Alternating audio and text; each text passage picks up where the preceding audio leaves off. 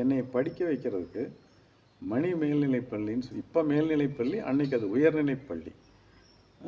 ரொம்ப தூரம் இருந்தாலும் நீ அங்கே தான் படிக்கணும், தரமான கல்வி கிடைக்கும்னு சொல்லி என்னை அங்கே படிக்க வச்சு, அதுக்கப்புறம் நான் வந்து பிஎஸ்சி கெமிஸ்ட்ரி முடிச்சுட்டு இருக்கும்போதே விமான பயிற்சி கொஞ்சம் எடுத்தேன். அதையும் நல்லா பண்ணுன்னு சொல்லி நடுவில் கொஞ்ச நாள் நான் விமான பைலட்டாகவும் இருந்திருக்கேன். எல்லாத்துக்கும் அவர் தான் காரணம். அதுக்கப்புறம் மறுபடியும் வந்து எப்படியாவது இன்ஜினியரிங் படிக்கணும்னு சொல்லிட்டு இன்ஜினியரிங் இது வந்து அட்மிஷன் வந்து எப்படி கிடச்சிதுன்னா, அந்த விமான பயிற்சி என்சிசி சர்டிஃபிகேட் எல்லாம் இருந்ததுனால ஒரு ஸ்பெஷல் கேட்டகரியில் எனக்கு கிடச்சிது. ரொம்ப அவர் சந்தோஷப்பட்டார்.